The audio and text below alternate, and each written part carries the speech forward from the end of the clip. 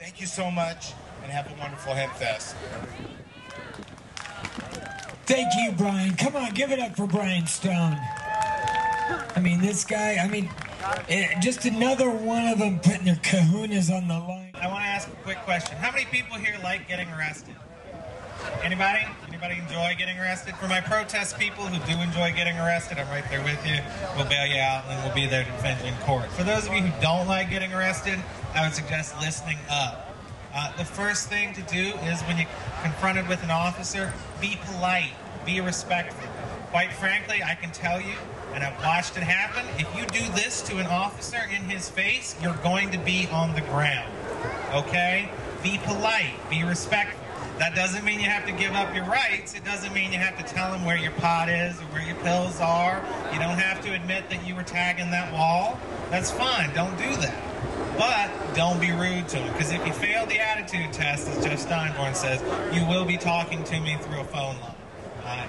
If you pass the attitude test, you may just walk away with a ticket and you won't have to spend the night in jail, particularly in Washington, where even a small amount of marijuana is a minimum mandatory sentence of 1 day in jail. So, don't flunk the attitude test. That's the first part. Secondly, assert your rights. I give out my card in the form of a lighter. It's a big lighter, the good kind. It says, "Am I free to go, officer? If I am being detained, I do not consent to any searches, and I want to speak with my attorney prior to answering any questions." And then shut up. You don't have to say anything else.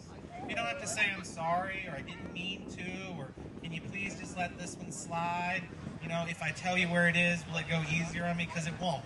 I can promise you, if you consent to that search, not only are your fees going to be higher because we're going to have to go to court more often and we're really not going to have anything to work with, you're going to feel really dumb because the cops can lie to you.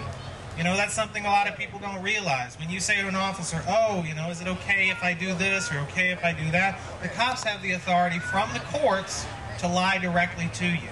They can tell you, "I won't arrest you. I'm not going to do any of that. Just tell me where the drugs are." Guess what? As soon as you tell them, the cuffs are going on, okay? You don't, well, probably not the best idea. Don't do that.